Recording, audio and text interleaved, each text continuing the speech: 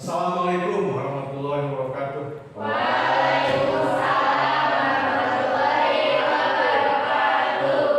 Bagaimana kabarnya pagi hari ini anak-anak?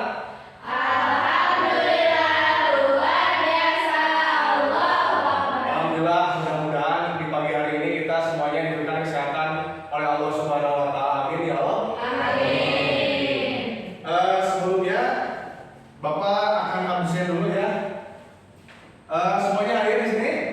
Coba kalian lirik ke temannya masing-masing, apakah ada yang tidak hadir? Hadir semua? Oke. Selanjutnya mari kita berdoa bersama-sama yang dipimpin oleh KM. Silakan KM berdoa.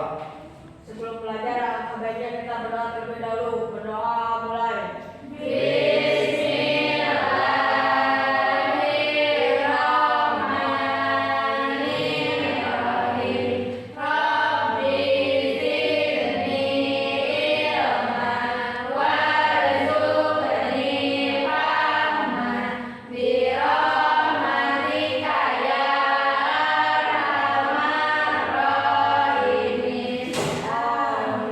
Alhamdulillah.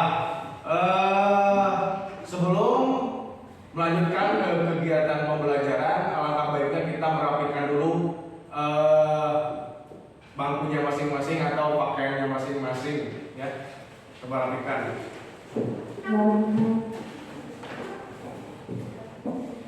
Sudah? Oke anak-anak, pada pertemuan kali ini pada materi ini ya, kita akan membahas tentang materi menjauhi pergaulan bebas dan perbuatan zina untuk melindungi harkat martabat manusia. Adapun tujuan pembelajarannya adalah memahami pengertian pergaulan bebas dan zina. Yang kedua, mengidentifikasi dan apa? Dampak negatif pergaulan bebas dan zina. Yang ketiga, mengaplikasikan cara-cara menghindari pergaulan bebas dan zina dalam kehidupan. Selanjutnya, coba kalian lihat foto tersebut. Apakah dalam materi atau judul materi tersebut ada kaitannya dengan foto tersebut? Ada tidak? Satu lagi ya, Bapak akan menampilkan suatu video yang apakah ada kaitannya dengan materi yang kita akan bahas.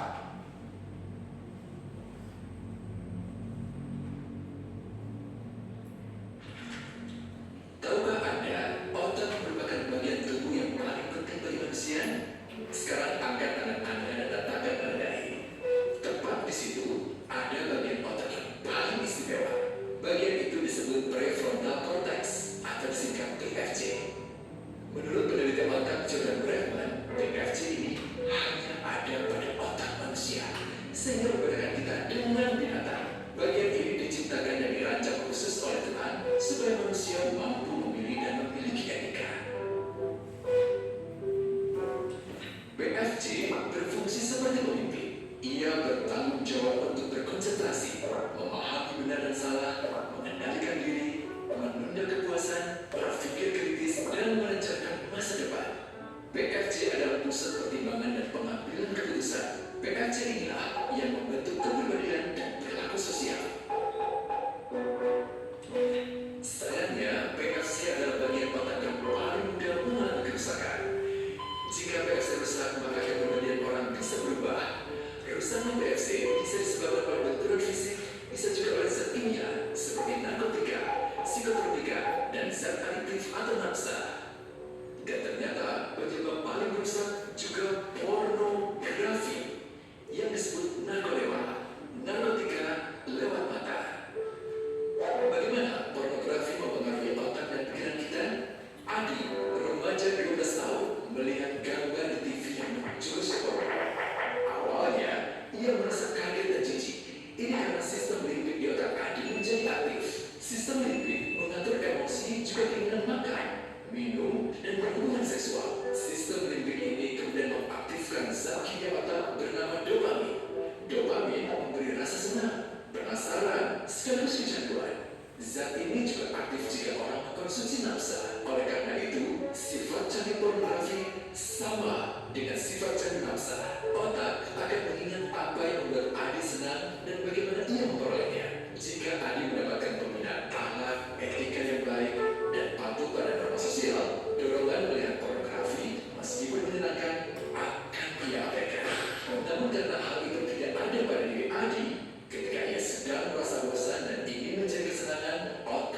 mendorongnya agar melihat pornografi lagi. Namun lama-lama, Adi bosan melihat jenis gambar yang sama dan butuh yang lebih porno untuk memicu rasa senang. Sekarang, dengan internet, pornografi menjadi jauh lebih mudah didapat. Pertama, Adi membuka internet dan tidak sengaja melihat gambar yang menjurus ke porno. Berikutnya, ia sengaja membuka lagi untuk melihat yang lebih porno. Awalnya melihat yang sedikit terbuka, lama-lama semuanya terbuka. Awalnya melihat 10 menit, lama-lama 1 jam. Adi mengalami kecanduan pornografi. Bagaimana kerusakan PFC akibat kecanduan pornografi? Secara alamiah, dopamin dialirkan dari sistem limbik ke PFC. Orang yang kecanduan pornografi akan mengalirkan dopamin secara berlebihan sehingga membanjiri PFC. PFC menjadi tidak aktif karena terendam dopamin. Semakin sering PFC tidak aktif, ia akan semakin memerut dan fungsinya terganggu. Sistem limbik justru akan berkembang semakin besar karena terus mengaktifkan dopamin, sehingga Adi cenderung untuk terus mencari kesenangan tanpa takut atas akibatnya. Jika tidak ditangani segera, Adi berpeluang besar menjadi pelanggan pornografi seumur hidup dan mengalami kerusakan otak di bagian PFC. Awalnya, ia akan kehilangan konsentrasi, penurunan kemampuan menimbang benar dan salah, serta berkurangnya kemampuan mengambil keputusan. Lama-lama, besar kemungkinan ia akan melakukan masturbasi, oral seks, hubungan seksual suka sama suka, dan mudah berganti-ganti pasangan seksual. Pernikahan dianggap tidak penting, pasangan dianggap hanya sebagai objek seksual semata, cenderung merendahkan derajat dan kehormatan lawan jenis. Selera hubungan seksualnya pun tidak sehat dan seenaknya, kasar sampai tega memperkosa. Manusia jadi tidak ada bedanya dengan binatang. Inilah dampak yang terjadi akibat kerusakan PFC. Ahli bedah otak Donald Hilton Jr. mengatakan jika difoto menggunakan alat magnetic resonance imaging, otak yang rusak akibat pornografi memperlihatkan hasil yang sama dengan otak yang rusak karena kecelakaan. Ia juga mengatakan berbeda dengan dampak maksa yang merusak otak di ketiga bagian, pecandu pornografi yang sudah melakukan hubungan seks dengan anak-anak mengalami kerusakan otak di 5 bagian. Terbukti pornografi pada anak lebih bersifat merusak karena PFC belum matang dengan sempurna. Tapi untungnya, otak anak yang belum sempurna ini masih mudah dibentuk. Pengaruh pornografi bisa lebih mudah dihilangkan asal ada usaha untuk memulihkan dengan sabar, terutama oleh ayah ibu, keluarga, dan orang terdekat. Pelajari bagaimana mencegah dan menangani anak yang terkena pornografi. Mari lindungi generasi kita dari bencana pornografi dan kejahatan seksual.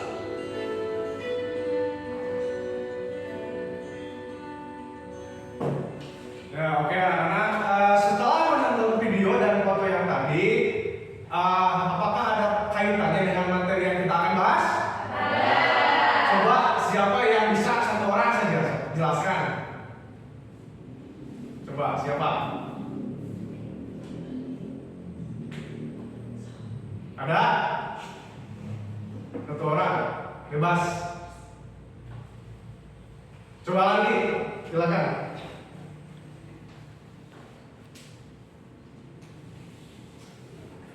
Jadi apa kaitannya hubungannya dengan judul yang sekarang? Konsultasi untuk menghindari zina. Konsultasi untuk menghindari zina. Jadi yang pertama video sosialisasi untuk penghindaran dari pergaulan bebas dan perbuatan zina. Nah, yang foto yang kedua, foto tersebut apa ini kaitannya?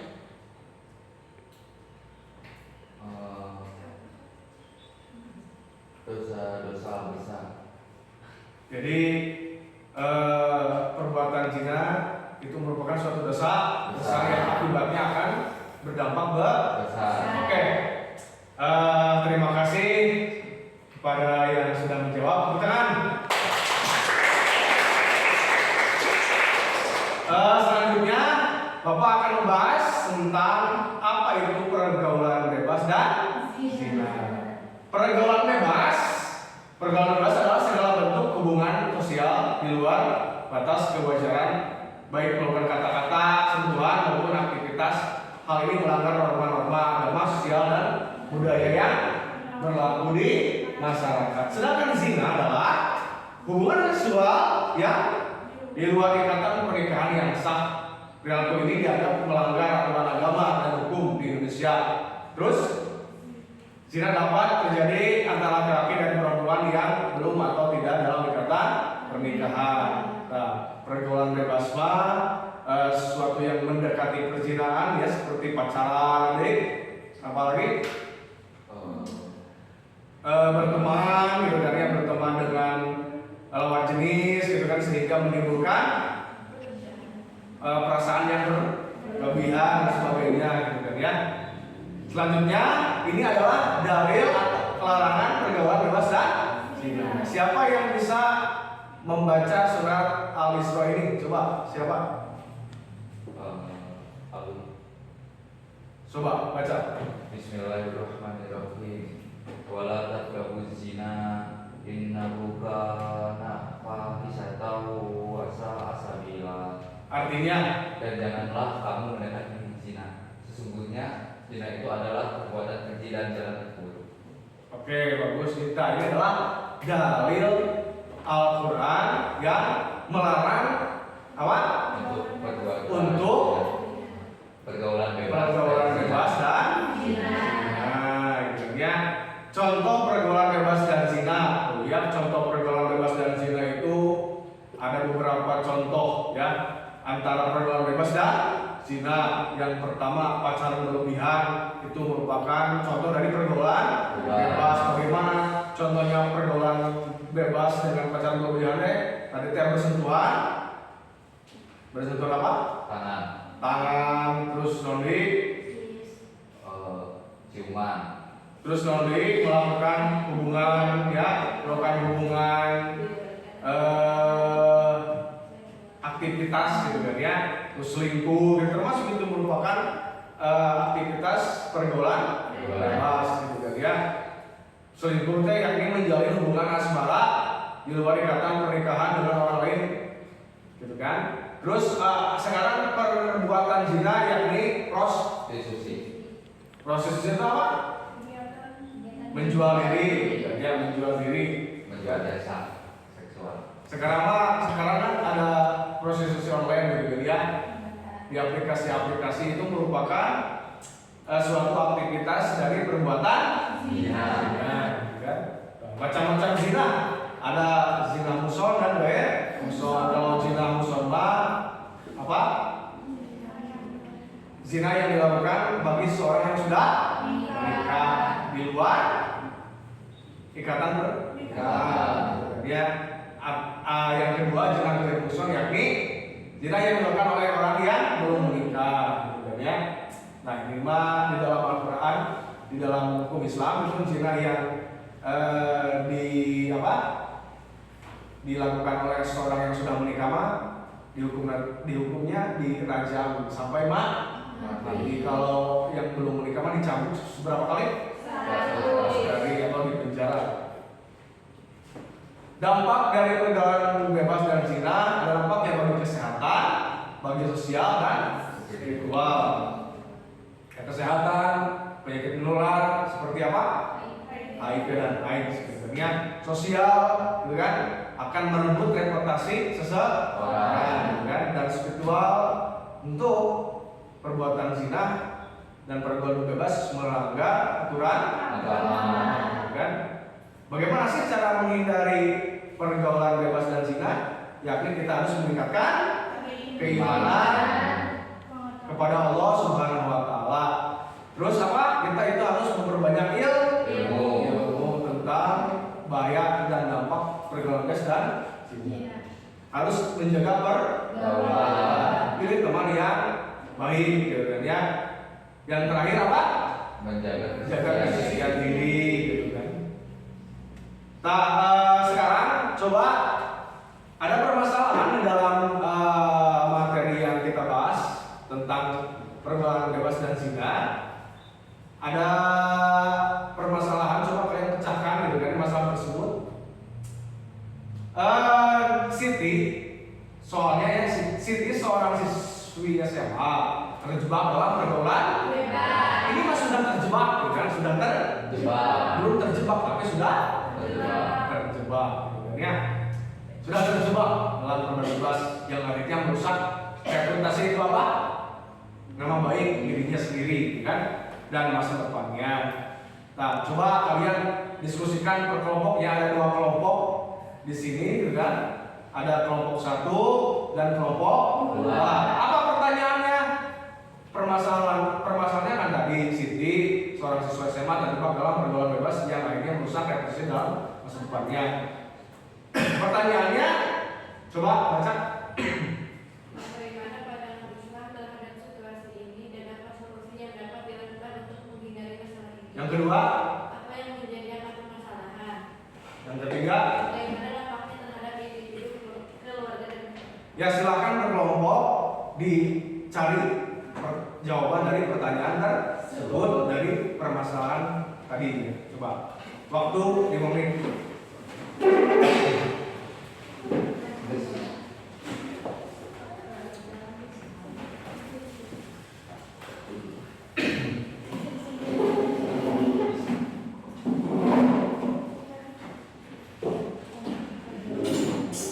Pak harus ditulis atau langsung diperiksa?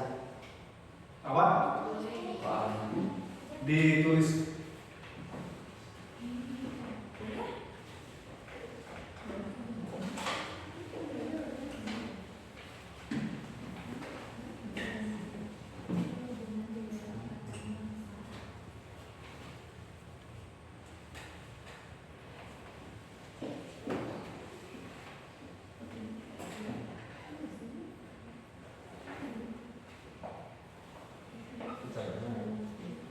Caranya nomor 1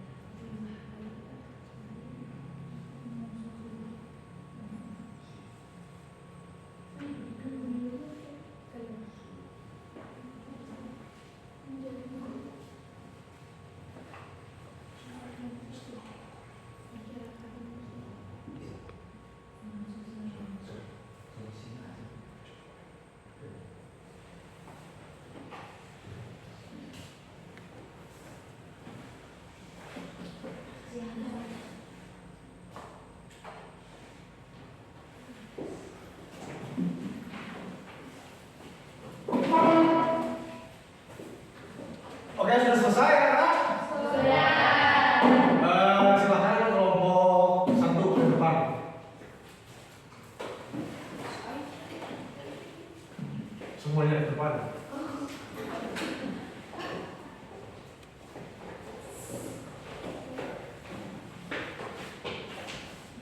Jadi dari permasalahan yang ada di materi tersebut, coba kalian jelaskan dari pertanyaan nomor 1 sampai 3. Coba jelaskan. Bagaimana pandangan Islam terhadap situasi ini dan apa solusi yang dapat dilakukan untuk menghindari masalah ini? Dalam Islam, pergaulan bebas atau hubungan di luar pernikahan dilarang merasakan pendapat bahwa banyak mudarat dari sisi agama, moral, dan sosial. Solusi untuk menghindari masalah tersebut yaitu menjaga kehormatan dan martabat, meningkatkan keimanan, dan menjaga pergaulan. Terus? Nomor 2, apa yang menjadi akar permasalahan? Poin 1, kurangnya pendidikan moral dan agama. Poin 2, kurangnya pengawasan orang tua. Apa dampaknya terhadap individu, keluarga, dan masyarakat? Berdampak bagi individu yaitu masalah kesehatan fisik dan mental. Ya. Dampak bagi keluarga merusak nama baik keluarga. Dan untuk dampak bagi masyarakat yaitu dampak sosial yang Ya, tepuk tangan. Terima kasih atas jawabannya untuk kelompok 1 dari permasalahan yang Bapak sampaikan ya. Silakan duduk kembali. Perhatikan anak-anak ke depan. Alhamdulillah ya, dari pertanyaan tersebut sudah terpecahkan.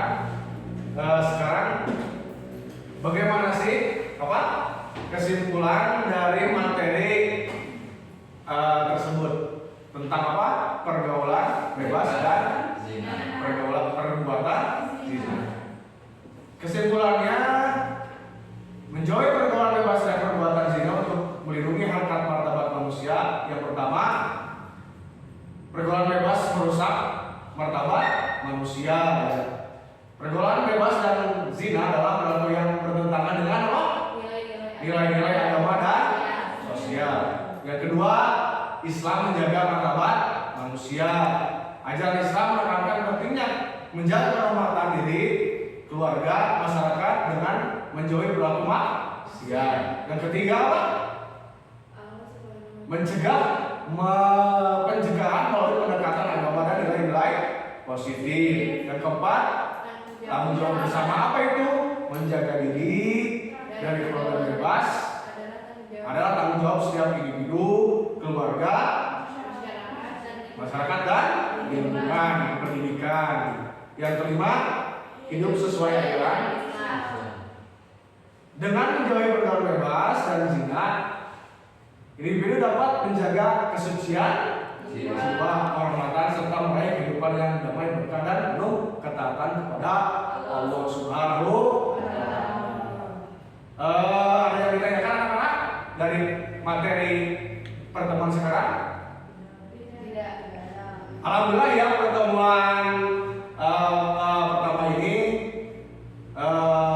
pembahasan tentang pergaulan bebas dan perbuatan zina dicukupkan sekian. Insya Allah pada kesempatan selanjutnya kita akan bahas kembali, kan? Terima kasih. Sebelumnya mari kita bersama-sama berdoa kafaratul majlis. Bismillahirrahmanirrahim. Subhanakallahumma wa bihamdika